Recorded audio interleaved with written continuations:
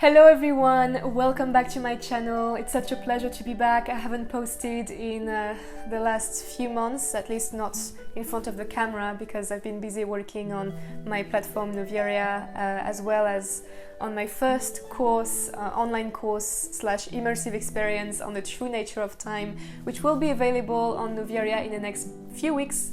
So make sure you are subscribed to my newsletter so that you will not miss out on the launch. The link is in the description. I will try to do my best to post as much as I can on YouTube because I've missed it and I have so many things I would like to talk about. So without further ado, let's get started with today's topic, which is a very interesting topic.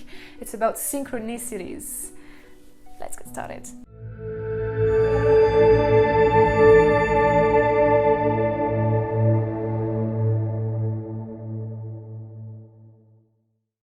There is a certain mystery in synchronicities that has always picked up my interest.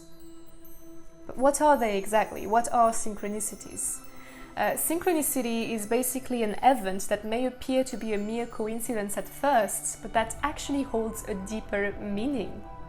It's also when two events or more happen simultaneously without having a direct connection. The only connection they share is through meaning.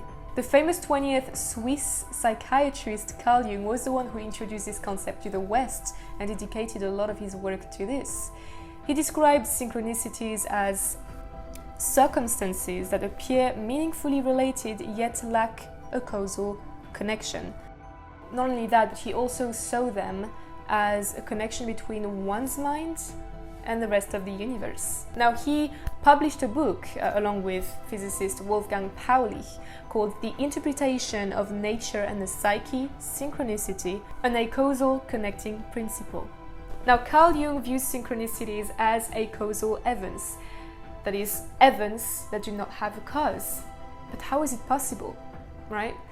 How can an event have no cause, since we know that everything is the effect of a cause? What we mean by acausal is the accumulation of all these events in a specific frame of time. Carl Jung takes example on tram tickets having the same number, that later your theater ticket also holds, and that later on in the same day, let's say in the evening, the number that calls you is composed of. This is of course quite unlikely to happen. Now, because of this effect without a cause issue, empirical science does not tend to venture too much on this quite unknown and misunderstood territory. Although a lot of scientists, especially psychologists, are now showing a lot of interest in this very mysterious yet fascinating subject. Now, one famous synchronistic event that happened to Carl Jung himself and that you may have heard of before is the famous Golden Scarab event. Let's talk about that. Carl Jung speaks about a session he was having with a patient of his, a young woman, which was describing a dream she was having the night before, where she was given a golden scarab. At the moment she was talking, Jung heard a sort of tapping nose on the window next to him. As he opened the window to check what this noise was, he found a golden scarab. Now, the scarab in ancient Egyptian mythology embodies new beginnings and transitions, which is exactly what Jung's patient experienced just after this synchronistic event. It changed her completely.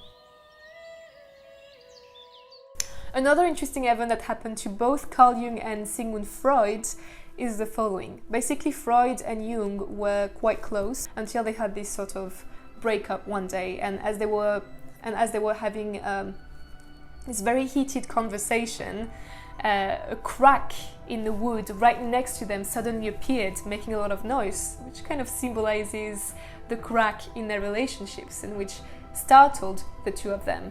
And Jung actually said to Freud that this is going to happen again, which did happen. Now, you may wonder, can our mind, our consciousness, have an impact on the physical world around us, causing a synchronistic event to happen? Well, let's explore a few perspectives, shall we? Christian de Quincey, hopefully I'm pronouncing his name properly, a professor of philosophy and consciousness studies at the University of JFK, actually suggested that consciousness communicates through meaning whilst energy communicates through mechanism. Every molecule, every atom, every subatomic particle in the entire universe has a certain degree of consciousness in it.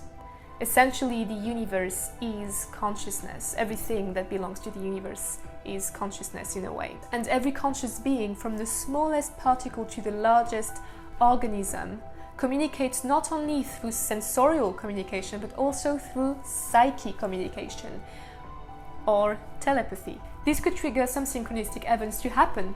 Now, he believes that we live in a sort of cosmic democracy where we all get a vote through our choices, the choices that we always make. Now, we cannot decide what the outcome will be, since the outcome is the result of the community's choices. But all the choices could basically be picked up by our psyches. Now, another thing that is very interesting is precognition.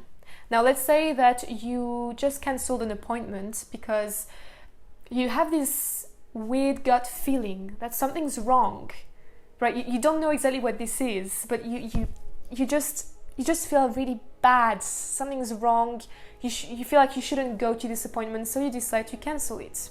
And later on the same day, you learned that there was a terrible accident that caused the death of many people on the way to your appointment. Exactly where you would have been if it wasn't for your intuition telling you not to go.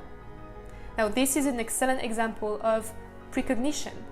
There's no cause for you to feel this way, right? You don't know why you feel this way. There's no cause from the past, at least. Perhaps the cause lies in the future. Now, a theory that I particularly like and that I will explain in more depth in my course on time, and which was brought forward by French physicist Philippe Guillemot in his book La Route du Temps, The Road of Time, basically implies that if there exists higher dimensions, like the string theory predicts, then we must somehow exist on those higher dimensions as well in different ways. Now, I'd like to remind that dimensions are multiple facets of our reality. They're not parallel universes. That's something completely different. But basically, let's say, let's do a bit wet here. The first dimension, right, can be represented by a line and includes length only. Then we have the second dimension, which includes width and can be represented by any flat shapes like a circle or a square, which is more like a rectangle. Yeah. And then we have the third dimension, which includes depth and can be represented by any third dimensional object, such as a cube, or by you and I, right? And then finally we have the fourth dimension, the dimension of time. Now, the fourth dimension is very different from the other spatial dimensions. It's a temporal dimension. And basically, to come back to what I was saying, every higher dimension takes the features of the previous dimension and adds its own. Now, there exists higher dimensions as well, for a total of 11 according to M theory, which I will go through in more details in my course. I'm not going to explain each of them now, but the point here is basically every higher dimensions beyond the fourth dimension does not experience time the way we do in the third dimension. The past, the present, and the future all exist simultaneously in the fourth dimension on the quantum level. So any higher dimensional beings would have the properties of the fourth dimension and would be able to travel freely through space and time and potentially get access to all possible futures. Now let's come back to what I was saying. Philippe Guillemot asserted that if they are higher dimensions, that we must mathematically exist on all higher dimensions as well. Any object that exists on one dimension has to exist on other higher dimensions, kind of like an extension of itself. At least that's how it works mathematically speaking. So our consciousness would also exist on higher dimensions. It would be our higher selves. And if our higher selves could have access to all possible futures, perhaps they would be trying to put us on the right path by sending out signs in the form of dreams, intuition, and synchronicities. That's where the link is with synchronicities. Now, there are some instances where your brain might push you to see signs or synchronicities when it might not necessarily be the case. This is also called apophenia, the act of seeing signs a bit of everywhere. Dr. Kirby's surprise points out the fact that once you give your brain a specific set of instruction to find a specific thing in your environment, especially when this thing is emotionally charged, you will eventually find it. He sees synchronicities as situations that we create unconsciously and that we project onto our environment. He took example on the Rhines dice experiment, which showed that the level of attention as well as the emotional and mental state of a person could cause them to successfully predict the numbers displayed on the dice after throwing it, as if the accumulation of both your attention and emotional states could trigger a synchronistic event to happen. Now, the unconscious projection can also be used by groups of people who want you to believe in something specific. It could be a form of manipulation, like some religious groups, for example, telling you to look out for the signs in order to confirm those beliefs. And chances are, if you put enough attention and emotions in them, you will eventually find those signs. In his book, Carl Jung explains that the number of causal events will always surpass the number of acausal events. That is quite logic. In order to know whether an event is synchronistic or pure coincidence, we need to statistically evaluate the situation to figure out how likely or unlikely it is from happening. This will help us to categorize it as either a sign or just pure chance.